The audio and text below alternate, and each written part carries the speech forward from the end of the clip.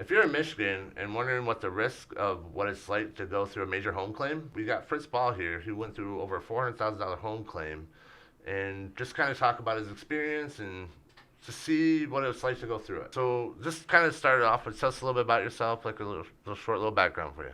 Yeah, my name's Fritz Ball, and I was in the Marine Corps for 5 years after I was in high school, and then I've been doing real estate ever since 2016. Basically, at the end of the day, they said it was human error, but it was a propane gas leak that caused my neighbor's house to actually completely explode. Dude, that's crazy because it's like it's not even your house; it was the neighbor's Yeah, house. yeah. So our houses were 37 feet apart from each other. Two houses in the middle of a cornfield, but they were only 37 feet apart from each other. And yeah, it was a 2-story, 4-bedroom house, and it completely exploded, gone, leveled, nothing left of it. And Jeez. basically, it took our house and it shifted it 2.5 feet. Jeez. So from the bottom of the house, it like moved it over on the foundation, which was a Michigan basement, so it was made of rocks, Yeah. right? But from the bottom to the top of the house, it was like leaning 2.5 feet. Yeah, when the engineer came, she's looking at it and she was like, "Oh yeah, we could probably repair this." And the insurance lady was like, "No, we're not." It's like the Leaning Tower of Pisa. Yeah, Man. it was bad. Yeah. Oh my God. So, but you guys were actually in the house, weren't you? Yep, so it happened at 2:52 a.m. At that point in time, Anna had to be to work at 4 in the morning. So she would get up at 2:45 and shower and get around and then leave for work at about 3:15. And so normally she would have been downstairs, which is where the most damage happened. Oh, really? And for whatever reason she didn't. She took a shower the night before instead of in the morning. That house was here, our house was here, and we were like on the far side of the house. Our bedroom is, so it is, and we're on the second story. So. Jeez. And you woke up, and it was just a loud bang that woke you up, basically, wasn't it? Or, so what did you hear kind of what that made you wake up? Yeah, so honestly, we don't remember any sound at all. And oh, really? If you know anything about explosions and kind of how the center of them work, I honestly think we were like inside the percussion. Jeez. And part of how explosions work too is like it kind of goes out the bottom first and then it goes up. Yeah. And obviously I've done some research since this all happened. But because the main floor of our house like had 2x4s like sticking in the wall like sideways. Yeah, I saw pictures, man. That dude, was it's crazy. gnarly. Yeah. Yeah. So like the main floor of our house was just crazy, right? I mean, the upstairs where we were was bad too, but the main floor was just insane. I mean, there was pieces of that house in our house. Jeez. Right? Like that's crazy. But then also stuff went up. And I mean, there was stuff almost a quarter mile down the road from that house. So the sound part though, like, no, we don't remember any sound. I mean, honestly, the first thing I remember is Anna screaming. Okay, so she kind of woke up before you did, or just that's what your first thing to remember? It's just the first thing I remember is her screaming. And then, like I said, it was middle of the night, but I could see, like, the sun was shining. Oh, yeah. It was wild. It was just that bright. Right, it was wild, dude. But, I mean, it was I could see long enough. She was screaming, and, like, everything was shaking and whatever, and we have a big tree out in front of our house, so I thought the tree like fell on our house and like the roof's coming down on us, geez, you know? So I'm thinking like, oh, we're about to get crunched, you know? I mean, who expects their neighbor's house to blow up? Yeah. So I'm like, get out of here, we gotta get out of here, right? So I push her off the bed and I jump off. Like I didn't get up and go around the bed. I went over her side, and we got to the door, and I went to go hit the light switch because by that point I couldn't see anymore. So I went to go hit the light switch, no lights. Okay. So then I go to grab my phone, which is on my nightstand, which is on the other side. Like at that point in time, by that, like everything kind of, okay, yeah, the roof's not coming down on us, right? Can't see. And I couldn't get down the stairs because it was filled with insulation and drywall. I went to go grab my phone. There's glass all over the bed. I'm still like, okay, yeah, if the tree did fall on the house, then yeah, broke the window. Okay, got it. Yeah. Grab my phone, turn my flashlight on my phone, get back to the top of the stairs, and I can see all the insulation and drywall. I'm like, what the heck, you know? So I start going down the stairs. I had to dig like literally make a hole down my stairs. Oh man. And then got to the bottom of the stairs, and that's when I could basically like pretty much see out my whole first floor and see that house was gone. And it was like some shit out of a movie, dude. Like, you know when they blow shit up and there's little things on fire all over the place? Yeah. Like, that's what it was like. Oh, it really? Was like, I literally felt like I was in a movie. It was like, there's no way this is real. I mean, so you got out of the house now, you know what I mean? And Yep. then I guess so, I mean, what's the first thing that you guys did? You just call the insurance company? I mean, call the cops, I guess? We got out of the house. There was debris everywhere. And, you know, obviously that house blew up. So I'm like thinking, my only thought was like, gotta get the hell out of here. Cause I'm like, that house just blew up. So I'm now like, I don't know why, but my brain was thinking like, oh, now our house is going to blow up. Sounds good. Well, you didn't know what happened. So, Dude, I mean, we were just, sounds right. panicking, right? My brother is actually a firefighter. He lives like literally, so my whole family lives on a farm. And he's right around the corner from us. So by the time we got up and got out of the house and got in my truck, I was pulling out of my driveway, and he was pulling up to my driveway. And he was like, you know, get out of here, whatever. And I'm like, did you already call this into your people? Because I'm getting out of here. And he's like, yep, I got it. You're good. So my mom's just across the field. So we went over to my mom's house, and you know, Anna's freaking out, and I'm just like trying to wrap my head around what's going on. But to answer your question, I mean, it was 3:00 in the morning. I don't think I reached out to you till about maybe 7 or 8 o'clock or something. Something like that the next morning, yeah. You know, I was like, obviously I'm not going to call you at 3:00 in the morning, but I think I called you and was like, hey man, what do I do? But yeah, I called you and then got in touch with an adjuster pretty quickly. I mean, within like an hour, I feel like. Yeah. And then she basically, you know, gave her the rundown, and honestly, I can't remember her name right now. She was great. I mean, through the whole process, kind of told her what was going on, and she was like, all right, cool. Yeah, we're going to, you know, send you some money right now. Cause obviously we had nothing. Oh, like, yeah. everything was destroyed in our house. Well, even your vehicles, so. Well, all the tires were flat because I just drove across all the debris. I had 19 I had 19 nail holes in my tires. She got us money pretty quick. I mean, I would say before noon, which, I mean, we didn't really need it, but it was like nice. I mean, we had to go buy everything. If you're someone who didn't have a couple grand just sitting there to go buy literally everything you need for your entire life, then, you know. Some clothes real quick. I mean, dude, we spent $500 at Meijer that morning just getting clothes, toiletries, basic essentials. So they gave you a little bit of money then. So, but how long did it take you? Because you know they set you up in that apartment for a while there. How long did that take you? They kind of give you the option at first. They're like, hey, we can either, you know, you can find a place to live, but it has to be like similar to, you know, what you were living in. You can't go get some like mansion or something, right? They're not going to pay for that. But basically they're like, you can either find somewhere to live that's similar to what your mortgage would be if you had a mortgage, which we didn't have a mortgage. Or they were like, if you want to stay with family, then, you know, we'll kind of prorate it or something like that. I can't remember, but they were like, we'll give you a little bit, you know, of like a living expense to basically pay rent to a family member. Oh, yeah. So at first we were like, you know, well, my mom's right across the field. Like, you know, we'll try that, but that only lasted about 5 days. And we were like, all right, yeah, we need it. We got to get our own place. She was very reasonable with it. She was not like, hey, we got to make this decision today, right? Like, you got to decide whether you're staying with family or getting a place.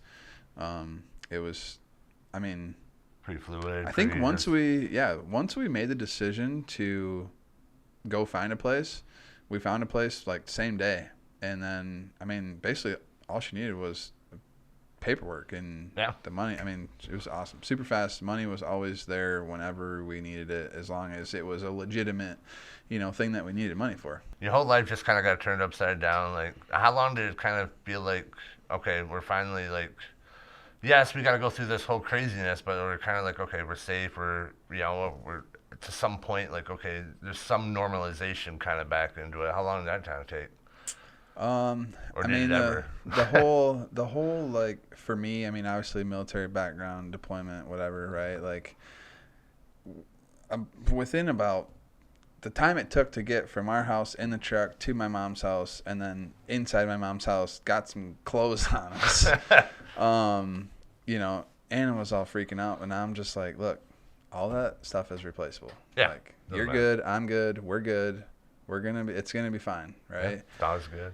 Yeah, the dog. Yeah, that's a sidebar story there with the dog and the cat. And the cat. I don't think I know about the cat. Well, the cat was in there for like 3 days. Oh, no It was way. in the house, before we found it. We were looking all over for the cat, couldn't find it. It was still in the house. Jeez, like stuck in there or just hanging out? Yeah, it was stuck in the bathroom. Oh, jeez. Yeah, but it survived. Yeah. It must have just because it had the toilet water. I don't know, man. Toilet water and mice, man. It survived like 3 days. But, after that, like whole initial, the first, 2 weeks was just a blur. Yeah. But yeah, get set up in the apartment and get pots and pans and dishes and, bed and, all the stuff, clothes, hangers, like literally silverware, sheets, pillows, pillowcases. Like, dude, literally imagine walk out of your house with nothing but a pair of underwear on. Yeah, really. So really, yeah.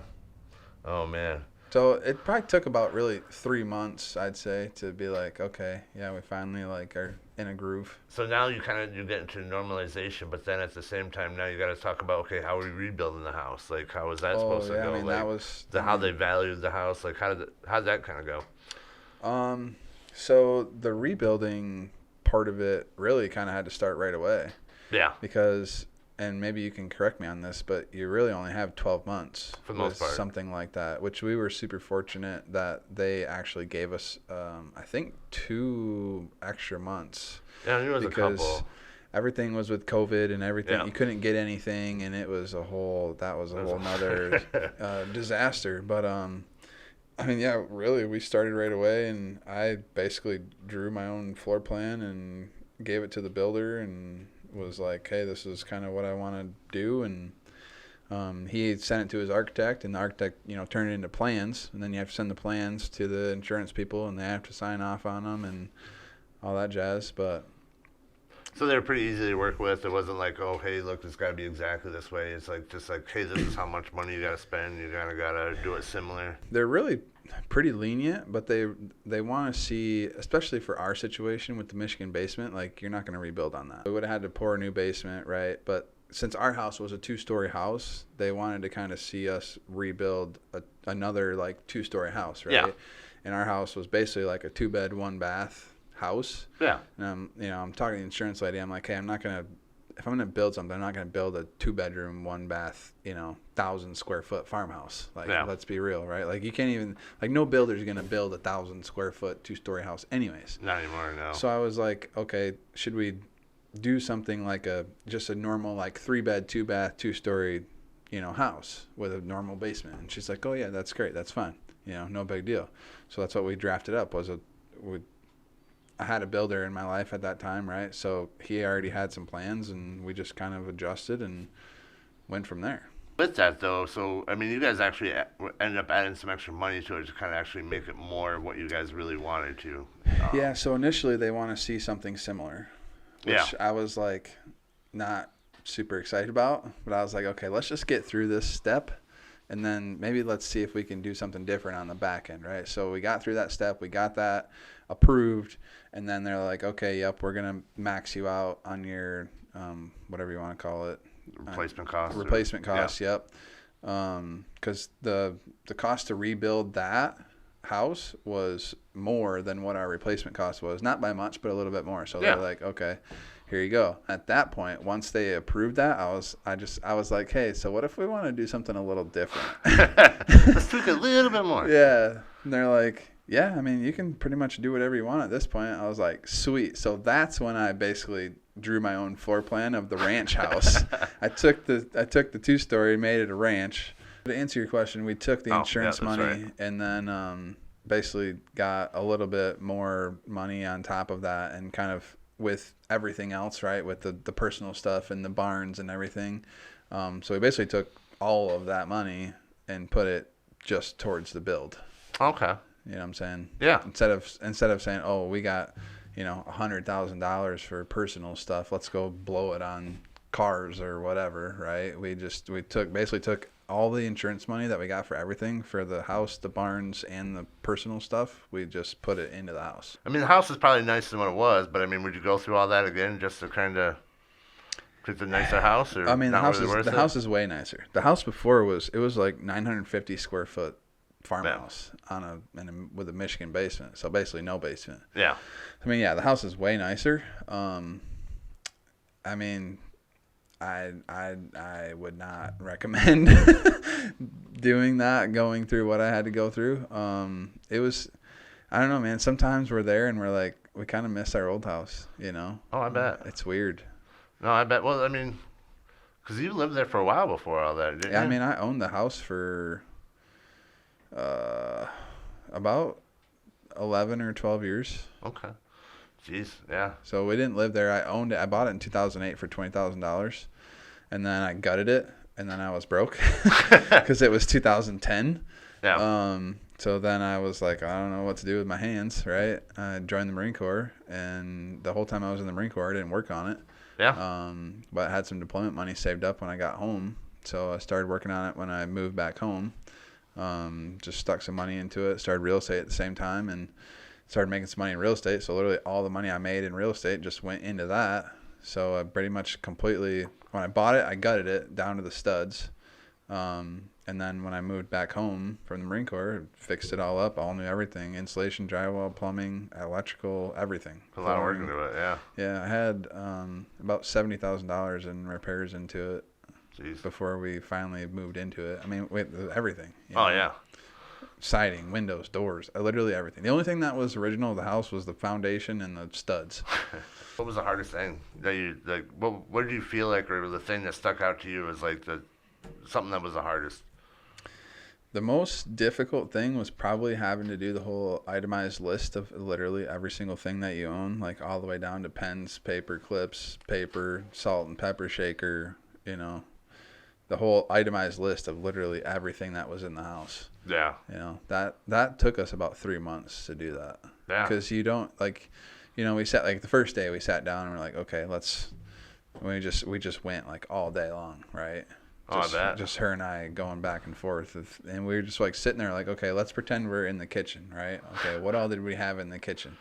Okay, now let's pretend we're in the living room. What all was in the living room? Bedroom, bathroom, right? Jeez. We just went room by room. And then even with the barns too, like, okay, let's see, what the heck was in the barns, you know? But then every day we would need something, whether it's a pot or a pan or a dish, or like me for work stuff, right? Or like a tool that I need or wanted to go do something, that whatever. So like every day we needed something different. So we pretty much went to the store. Not only did we go to the store like every day to go get stuff that we needed, because like, I mean, dude, there's just so much going on, so overwhelming. Plus, like, still trying to work and whatever. Oh, right? yeah, still got lights to run. Yeah. It was insane. Like, that was probably the most difficult part. Was having to make that itemized list of everything. You said something the other day. Had a really good idea. What was that you said? That you probably should. Everybody should do. You know, I mean, just in case something bad happens. Yeah. I mean, my recommendation with that would kind of be like, either walk through your house and kind of take pictures of everything in the rooms, especially if you have like valuables, you know, or like stuff that's like one-off kind of stuff that's not replaceable. Yeah. Or a video, you know, just take a video of you walking through the house and kind of save it like in a Google Drive somewhere, that, you know, so if something like this was to happen, I mean, I feel like my situation is, I don't know, I feel like it doesn't happen very often. I feel like more house fires than anything. Yeah. So with the fire, I mean, it's gone. Yeah. You know, I mean, I wasn't able to get back into the house because it was just destroyed. But, you know, if you could go back in there and like take inventory of everything, that'd be fine. But we couldn't get back in the house. It was all boarded up and whatever, right? It's not safe. But same thing with a fire. But if it's in a fire, it's either burnt or charcoal or, you know, whatever. So at least if you have a video or pictures of everything, or at least of like each room, you know, so you can know what's in there. But I mean, dude, yeah, we had to pretty much, if we didn't have the receipt for it or couldn't find like, so, and it wasn't just making a list, you had to find the receipt, you had to find out how much it cost and like where you got it from, and you had to put all that stuff in there. Yeah. So like if we couldn't find a receipt or whatever, we had to go and look up like what it would cost new. And then we had to tell them like how old that item was. So let's just say a chair in your living room, right? Like a recliner. So I'm thinking back now, the recliner that we had in there at that time was probably 2 years old, right? And let's just say it was a $750 recliner. So you got to put recliner, Lazy Boy, blah, blah, blah, whatever it was, like the serial number, right? So you got to go look up the serial number. Geez. And then you had to put the cost of what it cost, where you got it from, and then how old it was. And then they would depreciate its value. Accordingly, yeah. Right. Jeez, oh, Pete, that is kind of crazy, man. Like, because, like, which I understand, you know, being in insurance, like, it totally makes completely sense. Right, you know but what to I the mean? consumer, that's not. But yeah, and it's even then though, that's a lot for somebody to kind of come up with. I used to tell people to do a list. People look at me like I'm crazy, and like they never do it. But then, so I think the video honestly is a really great idea, Yeah. or just like Video or pictures. Yeah, or pictures. You know, video to me, video is just like quick. You can just walk through. I mean, sure, you can always pause the video. Yep. Yep. But yeah, no, that's a smart idea, man. Any other recommendations you have to anybody who, you know, if they're going through something or just to kind of help prevent it? Any recommendations or tips you got? Like, Yeah, don't live 37 feet away from your neighbor. Don't buy a house in a development. No. I mean, really, the video, like if something, I mean, nobody expects anything to happen. No. You know, we never thought that would happen. And even if that didn't happen and say like the house burned down, like we would have never expected that to happen, No. you know, but I mean, house fires happen every day, oh, all the time. you know, This is so like number one claim in insurance in the U.S. I have no idea, Yeah. but I believe it. I mean, yeah, and it seems like it's always like crazy stuff nowadays. Like my brother's a firefighter and he'll tell me a lot of times it's like kids' bedrooms, they'll have their phones on a charger and they'll put their phones like under the pillow. Oh. And so it's like between the pillow and the bed, right? But it's charging, so then it gets hot, and then it gets so hot that it literally catches fire. Oh yeah. Oh jeez. Yeah, that's bad. Burn a whole house down over a phone charging. Oh yeah, I bet, man. Well, I do appreciate you on here, man, telling everybody your story, man. Like it was great. So if you guys have any questions, feel free to reach out, put them in the comments below. Thanks again. Yeah, thank you for having me.